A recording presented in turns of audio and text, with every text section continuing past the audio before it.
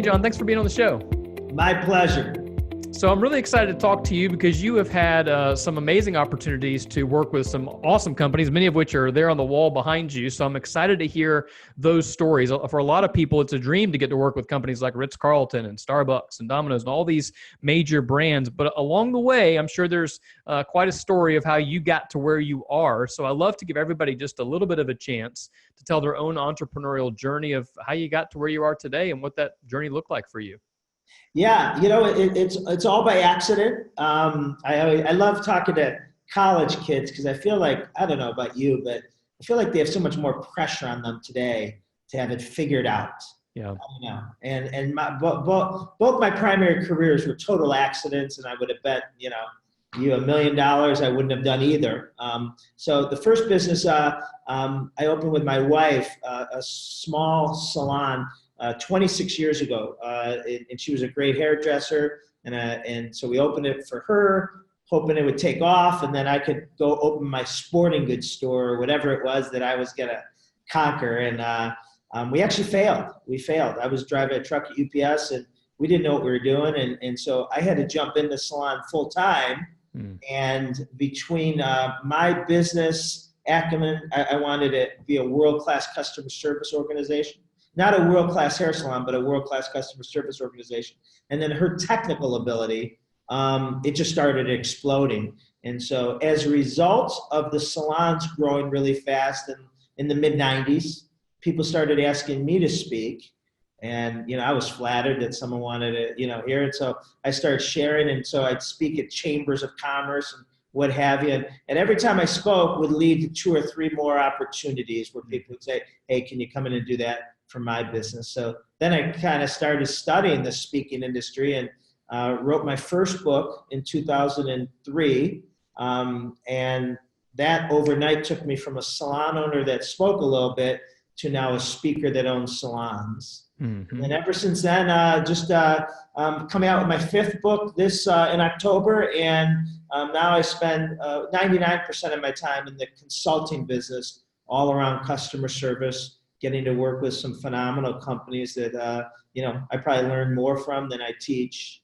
And then we just, about 4 years ago, opened our 3rd business, which is Believe in Dreams, which is a nonprofit that just makes dreams come true for underprivileged kids. So that's the 26-year story in a nutshell. That's awesome. I mean, I think it's interesting. So many stories that I hear from business owners, one, happen on accident, if you will, like you said, and 2, often have some kind of dramatic failure at the beginning that required them to go, okay, what are we going to do now?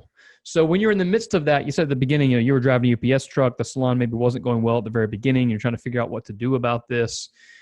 My dad, ironically, actually drove a UPS truck for years too, so I have that coming. And trying to figure that out, what was it that gave you kind of that some tenacity or perseverance to instead of folding up shop, going, no, we're going to press on and we're going to find a way to make this work? So, the one thing I left out was, and the other thing I'm sure you'll find why we opened it was because we were trying to fix something that was wrong. So when I was, dating my wife, be engaged to her, married to her, and she was working in the salon industry, she couldn't take any time off. She didn't have vacation. She didn't have any benefits, health, no training.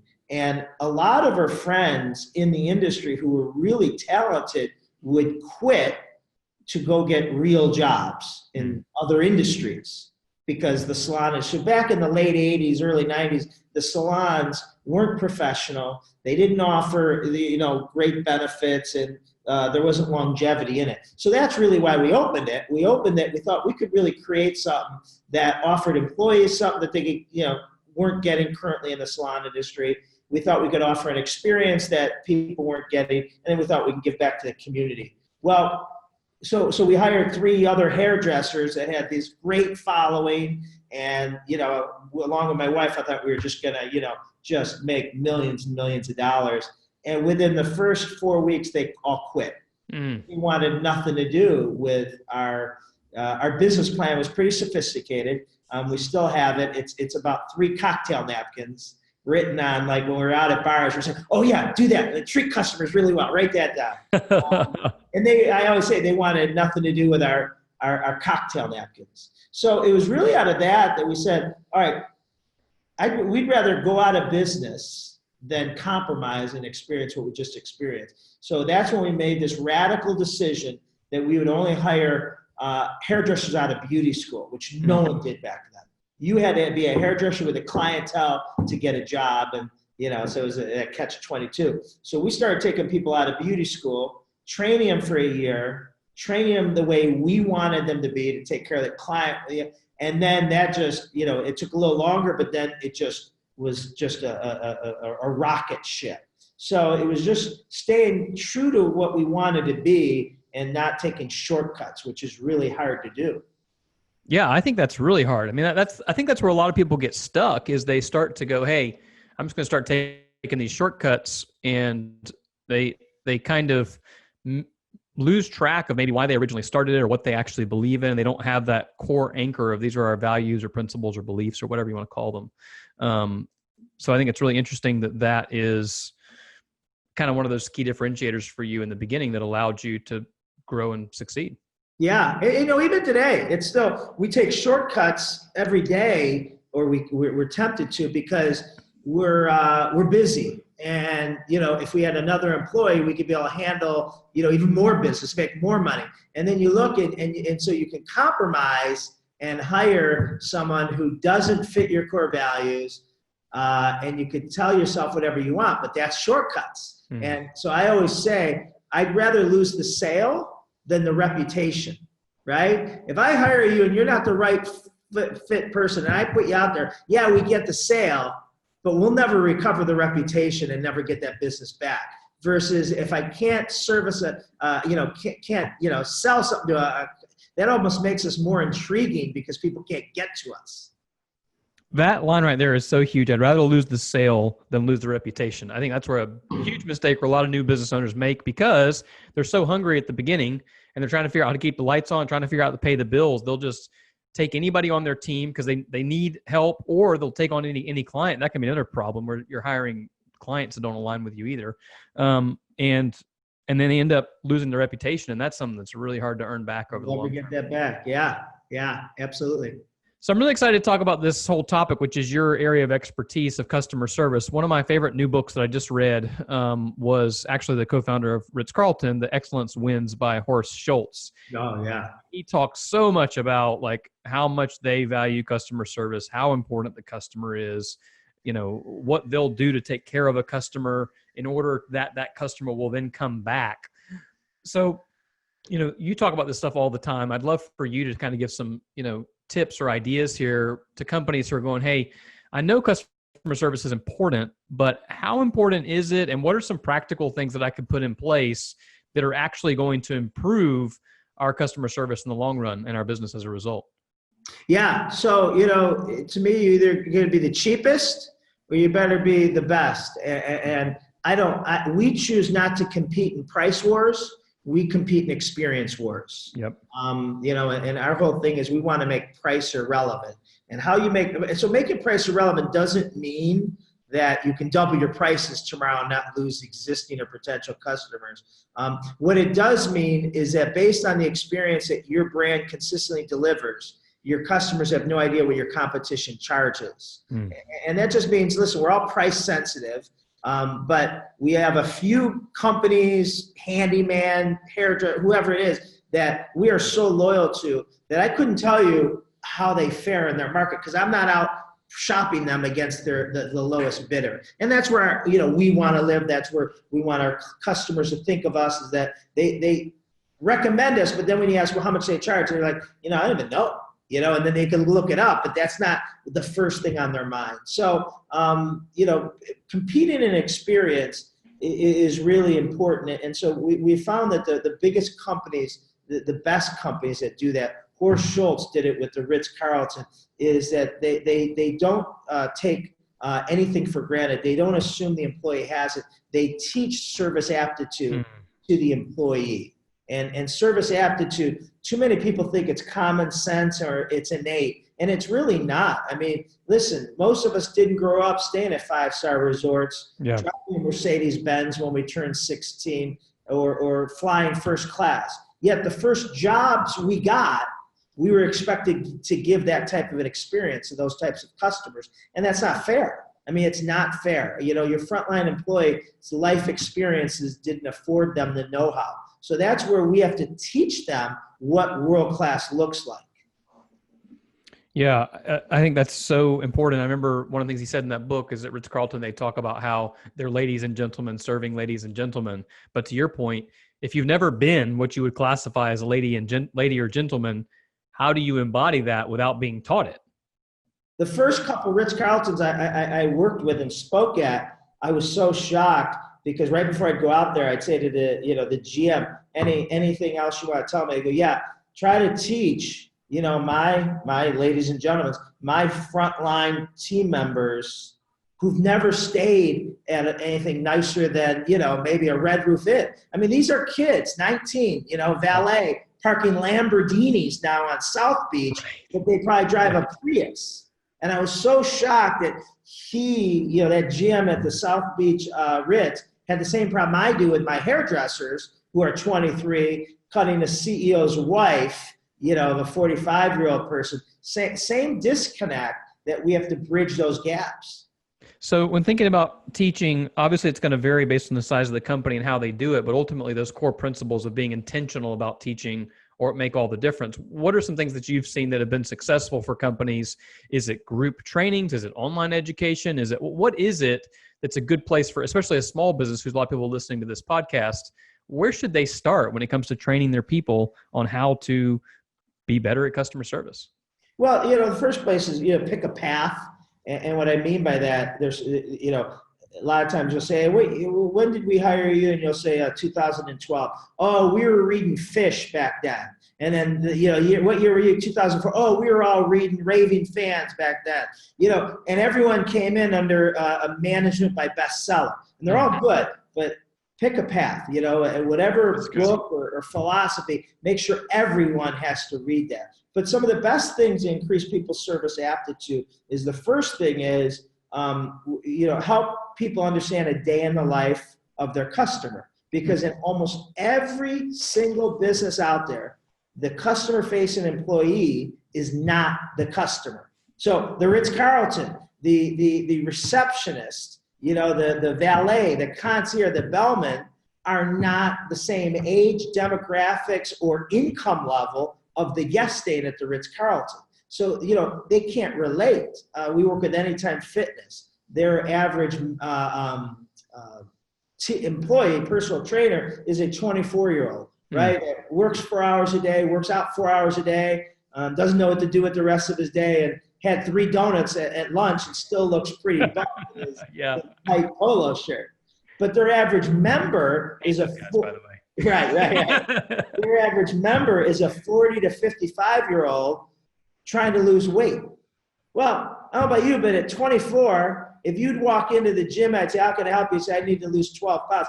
I'd be like, get in the gym more, lazy. Yeah. Because at 24, I don't know what it's like to be a 45-year-old anything. That's right. Metabolism, and we're 24 hours enough time in the day, 36 hours enough time in the day at 45, and aging parents and pressures at work and kids and all those things. So the answer doesn't mean we change who we hire, but we have to understand what it's like to be our customer from their vantage point so we can have more compassion and empathy and help them and be present and understand that our presence and our expertise is so critical to their day today. Yeah, I think that's just so huge. And it makes me think a lot about my own team. I mean, I have a lot of young folks that work for me. We're, in the tech marketing world, so it's typical to have a lot of younger team members, but we deal with the same thing. The vast majority of our clients are probably, 45 to 65 years old. C-level, right? And I have one person on my team that's probably over that age level. And so it's like everybody else is south of 40, including me. I mean, but I started really young. And so it's like at some point, you have to be able to look at the person and put yourself in their shoes. One of the things I told my team this morning was thinking about when we're giving advice to clients, instead of asking them what they want, asking them what the outcome is that they're trying to achieve, because the whole reason they're hiring us in the first place is they want us to figure it out for them, you know? But it's so easy to go, well, what do you want us to do? Like, we're subverting half of the job by doing that. But until you talk about those things, until you have those trainings, you have those expressions, it's so easy to get upset because somebody's not doing that. And then I step back and go, well, I never taught them to do that. We never had a training list. We never talked through it. We never had a plan for it. And I think customer service, like you said, is really easy to think that it's just common sense, but it's really not, because dealing with people, honestly, can be really hard work. And you're right. You know, like in your world, you know, you're dealing with entrepreneurs and CEOs and C-level, and they're getting hit by so many different things that they just want someone to come in and take that off their plate. That's why they hired you. And, you know, they want to, you know, now go worry about their number one salesperson who might be leaving, or, you know, a client that's threatening to leave. You know, those are fires that they, you know, they have to go put out.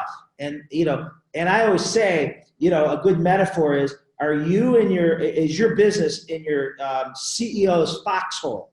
And what I mean by that is your clients, your CEO clients, they have a metaphoric foxhole, and they have a personal one and they have a business one. And if they're going to get bombed tomorrow, well, obviously in the personal one, hopefully they're taking their spouse and most of their kids, right? And they're taking them in that foxhole. Well, in the business one, their business foxhole, they can only fit 3 vendor partners. You know, are you one of them? You know, that they can't fathom life without. They could not fathom life without. They could start over with a banker or a different printer or but not their IT. They could not live without their IT. But, you know, becoming that trusted advisor, you know, anticipating their needs before they even knowing their business better than they know it is, you know, there's a lot of things that go to that. Yeah, and everybody's listening, I don't want you to miss the importance of what John just said. The whole idea there is really prevalent, especially I'm thinking about, you know, there's all this speculation about what the economy is going to do in the next couple of years. We've been riding a wave for quite a while, and economies are cyclical, and regardless of who's in charge or what the policies are, at some point, it's going to turn again. It's a question of when it's going to turn and how far it's going to turn, but it will turn. And when it does, how can we be ready for that? And I think what you're saying right now is something that's really relevant to that, because if you are what I would consider to be a luxury or a disposable to a C-level person, you're going to be one of the first things that gets cut as soon as they even feel like the economy is starting to turn. They don't even have to actually turn yet. You just have to feel like it's about to, and you're gone. But that whole idea of the foxhole, are you one of their trusted advisors who they go, no, we have to have these guys. This team is my, you know, they're my A team. I have to have them. Right. That's why, like, on our marketing, instead of calling them a marketing retainer, we call them a marketing partnership. And the idea there is basically like, we're partnering with you. Our job is to come alongside you and be your marketing department. You can't do without us. Even in a down economy, you especially can't do without us, because you need to double down on it. But if we're not making them feel like that, I always tell people a lot of times too, facts don't matter. It's how they feel about the situation. If they don't feel good about it, it doesn't matter how good you think you were doing, or even how good the facts are. If you haven't made them feel the way they need to, you're in trouble. And to go take it one step further, to be that brand, to be that vendor that they can't live without. So what I want my clients to think of is, if they're questioning if they should paint their walls orange at their corporate office, call the DiJulius group and ask them. Now, we're pretty sure the DiJulius group doesn't know crap about paint, but we know they'll know someone that does, right? And we want to be the first person they think of when they need something resolved, even when it's beyond our scope, because we're that, you know, we're a board of advisors to them. So talk about that a little bit, because that's kind of an interesting perspective, specifically around they might be calling you for something that you don't even offer as a primary service. And I've seen some people sometimes just kind of brush off, go, oh yeah, we don't do that.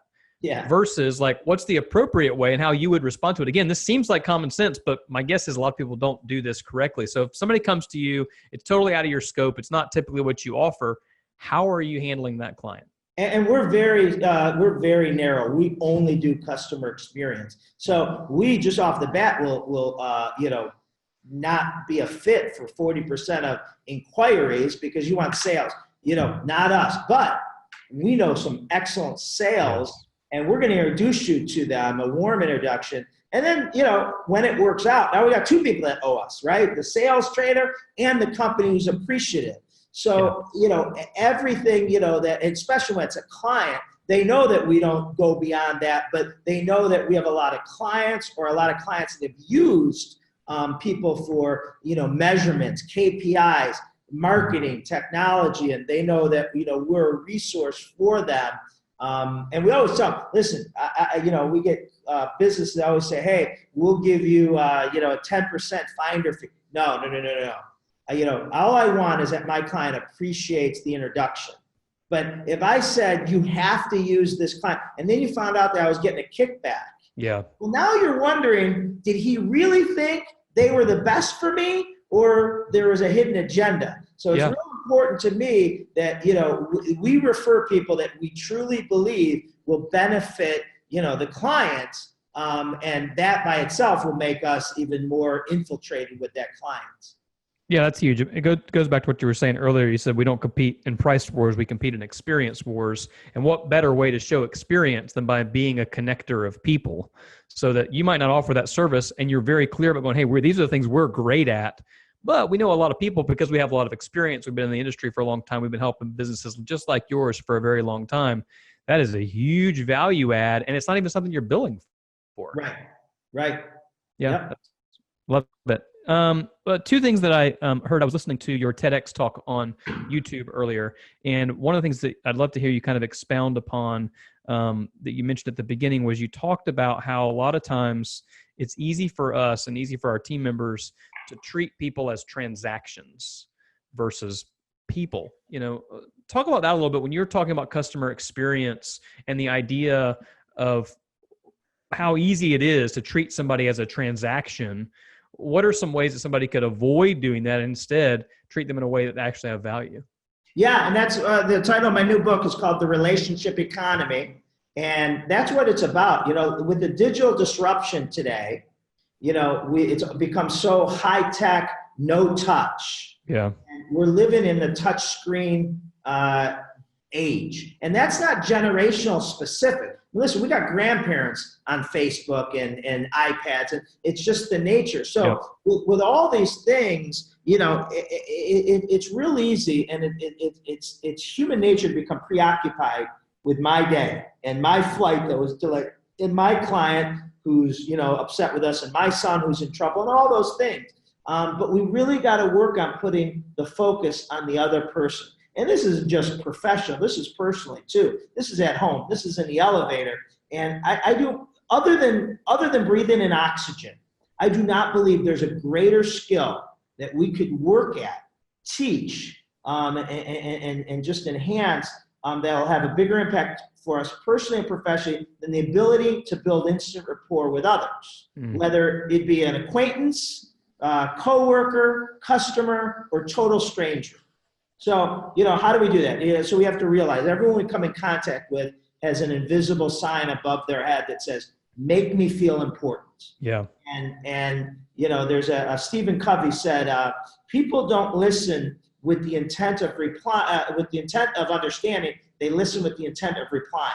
And that's painfully true. And scientists studied the human brain and found that it took the human brain a minimum of 0.6 seconds to formulate a response to something said to it. And then they studied hundreds, thousands of conversations and found that it took, the average person was responding in 0.2 seconds. So 1/3 the time our brain will allow us. Well, that just means I have my answer ready sentences ago before you got to, I'm just waiting for you to come up for air, right? So how I tell, what we teach, and my 3 boys, is here's how you prove to me that you built a rapport with anyone. Just because you had a 15-minute conversation with someone doesn't mean you built a rapport. You're going to talk about yourself for 15 minutes. Mm-hmm. So anytime you have a conversation, be it 15 minutes, an hour and 15 minutes, you have to walk away knowing 2 or more things that they're Ford. F-O-R-D. Family. Are they married? Do they have kids? How old are their kids? O stands for occupation, right? What do they do? Who do they do it for? How long they've been doing it? What's their title? R, F-O-R-D, R, recreation. This is some of people's hottest buttons, right? Is he a runner? She coaches Little League. You know, she's, you know, a musician on the weekends, you know, in a band. And then D is dreams. You know, what's on their bucket list? You know, what's their biggest thing that they want to do? If you know two or more things of anyone's forward and you collected, you focused on that instead of yourself, instead of throwing up on them about what's going on in your world, you not only built a relationship, you own the relationship. Because to each one of us, our own forward is our hot buttons. There's certain things that you don't want to ask me because you're going to regret asking me, because I'm going to tell you, because, you know, I'll get really excited. I'll get going, right? And 2 hours later, you're going to be like, oh my God, right? But when you can find those things, that's when the magic happens. Yeah, I'm going to share that with my team and my boys as soon as I get off this. Ironically, I actually have 3 boys too. Nice. So, I mean, I just love that because it puts a framework around something I think that I inherently had like an idea about, but to be able to see that family, occupation, recreation, and dreams, it's just so true, because I think so many times, especially on social media, like people are the worst about this when it comes to they're even worse not in person than they are online. And I always say it's like showing up at a networking event and walking around being like, hey, take one of my cards, take one of my cards, take one of my cards, take one of my cards. And everybody's like, holy smoke, dude, get out of here, you know? Right. But that's what we do. Royal we, but that's what a lot of people do on social media, is try and sell. And to go back to your, you know, kind of the topic of the book, the relationship idea, is that there's so much power in that relationship economy to build rapport. And then even, I was hoping you were going to hit on those stats. I remember hearing that in the TEDx too, with the 0.6 seconds to formulate a response, but the typical response is 0.2 seconds. So clearly people aren't thinking about it. They have the response already triggered. And I will be the first to admit I am so bad at that. My wife will tell you that for sure. I habitually interrupt. I habitually have something to say that's quicker. And I think for people like me, personality wise, and probably people like if you're somebody who likes to stand on stage and talk, which both of us do, you probably already have something to say. And so for me, I have to fight. Like I have to fight like nothing to just go, hold on, just wait, and hear them all the way out.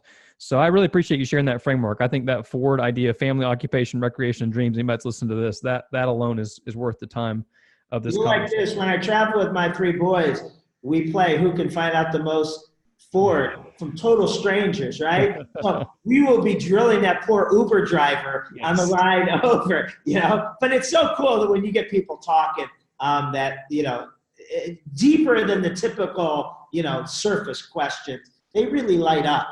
Yeah, that's awesome. So how old are your boys? 26, 21, and 16. All right, you're way ahead of me. My oldest is 14. So I actually have 5. My kids are 6, 7, and the boys are 10, 12, and 14. So we're just entering teenagehood. Good for you. It's exciting. Well, that's actually a great transition to talk about a subject that I always like to hit on. I hate the term, but it's the one we use culturally, of work-life balance. And I'm curious what that even means to you. You just said you got 3 boys, so there's more to life than just work. But what does work-life balance even mean to you? How have you kind of worked through that over the years? You come across as the kind of guy who probably enjoys what he does, and so it's easy to just work 24/7. That doesn't affect. I love what I do too. So what does work-life balance mean to you, and how has that kind of maybe changed through different seasons of life? Yeah, it's always been a struggle. You know, when you're building your businesses, you got to put a lot of time in there. But I've always been really good making sure that I put the big rocks in first. So what I would do is, you know, for whatever reason, I think I would do it like in like, you know, February for the following year. So February of 2019, it's so nice with the internet now. The calendar for the school year 1920 comes out, and all their days off, spring breaks, Christmas holidays, summer vacations, all that. I get those and I put them all across in my calendar. So, you know, and this is, you know, anywhere from 8 to 18 months ahead of time. So then everything else fills up around that versus the opposite. And so I've just always worked really hard. Now, you know, it being, you know, 26 years into being an entrepreneur, I have it a lot easier where I could take the month of August off. And, we could really do some great things. But in the beginning, it was very, very hard. It was feast or famine. Yeah. And sometimes I felt like the worst dad in the world. And, sometimes, it was a pretty good string of a couple weeks. So that's why I developed that one thing to make sure I never missed. Also, their schedule, their wrestling schedule, or whatever activities we're in. I always made sure those were important. But my family life is everything. I have a personal mission that says I want to live an extraordinary life, so countless others do.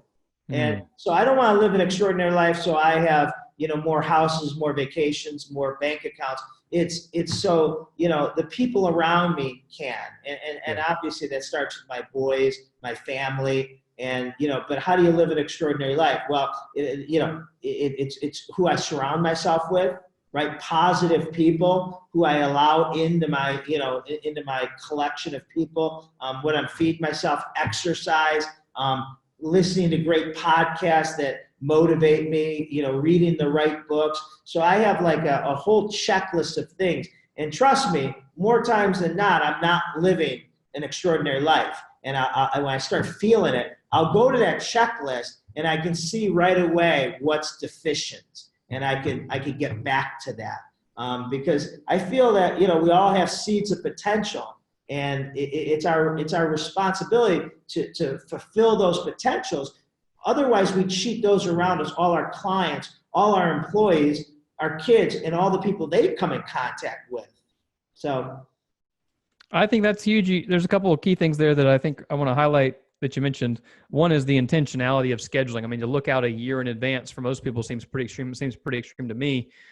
But wow, if that's going to be the case, that you're going to be able to make that work, so you're not booking things at times where you wanted to be with the boys, it makes a big difference. The whole idea of having a personal mission statement, I think a lot of people are struggling just to have their own company mission statement. But I've heard this a lot over the last couple of weeks. Actually, I was at a big event a couple of weeks ago. A lot of people are pushing this idea of personal mission statement. And it gives you that grounding point of going, no, this is my purpose. This is why I'm here. This is what I'm supposed to be doing. So when things don't align with that, you're able to kind of readjust. And then the last one that you mentioned, there's a new book coming out by a guy named Ken Coleman. He's one of Dave Ramsey's personalities, called The Proximity Principle. It's kind of a mouthful, but it's what you were talking about, which is surrounding yourself with people who, are A+ kind of folks. Because when you put yourself in the right room with the right people, it's amazing what can then come of that as a result. I've never been a collector of anything except for people. Yeah, and I awesome. collect rare. The only thing I will brag on is the people I collect. Everything else has been a product of that. But I'm acquaintances with a lot of people, but the people that I allow into my inner circle and spend time with, they're just great. They're all really good husbands. They're the type of people that say, hey, didn't you tell your wife that you're going to be home by 8? It's 7:15. Yeah. We should wrap it up. Versus say, hey, let's have one more, right? She'll be fine. Or, they're the type of say, you want to go for a run tomorrow morning? Or, whatever that is, and we all have our people in our lives that, I'll see once a year that, they were my wedding 25 years ago, but they probably aren't who I need to be spending too much time with, because, it rubs off. Everything rubs off.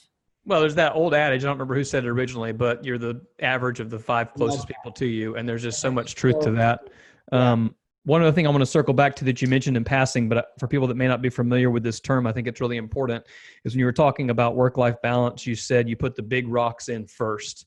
And if you've never heard that term or idea before, it comes, I think it's a Stephen Covey principle too, originally. And he has this idea that you have a big jar or a big vase.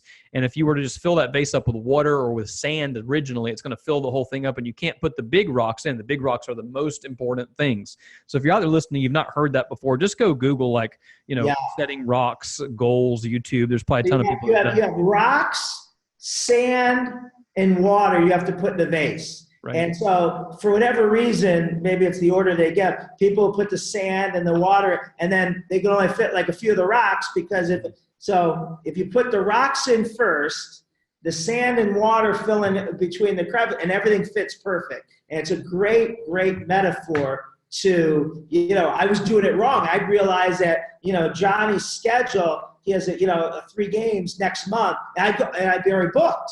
Yeah. I'd be like, well, it's not my fault. Well, yeah, it is. Yeah. Right? Because that schedule came out, like 9 months ago. So as soon as that schedule comes out, now I put that in, and people can't take those. So it's exactly that, putting the big rocks in. Because another quote I like is, you could say all day what your priorities are, but I can look at your calendar, and your calendar equals your priorities. So I love my kids, I love my wife, but I'm looking at your calendar. Yeah, that's right. On there. Yeah. No, absolutely. You're going to talk the talk or walk the walk. I've heard the same where they'll say, your calendar and your checkbook, although most of us don't use checkbooks maybe anymore exactly the same, but calendar and bank account, you look at those 2 things, I'll tell you exactly what you value. Yeah. And a lot of times, unfortunately, it's not what we say, but taking the time to go back and look at them and doing a little self-evaluation and going, hey, I say that these things are really important to me. I'm in an executive forum with some other guys, and one of the guys was talking about how important his marriage was, but then he was talking about how he hadn't had a date in a long time. And everybody's like, well, you say that that's the most important thing, but you haven't really done anything about it. So how is that the most important thing? And you kind of go, oh, right. Are you an EO or YPO? It's a C12 group that I was in. Okay. All right. Those are great. Similar kind of thing. So we're wrapping up here. You're the kind of guy I love to talk to all day because you got so much great knowledge and insight. I really appreciate you being on the show. But there's a couple things I never want to miss at the end.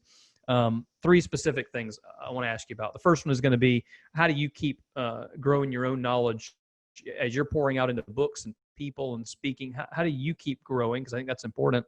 The second is, any last tidbits you want to leave with people that we haven't gotten to talk about?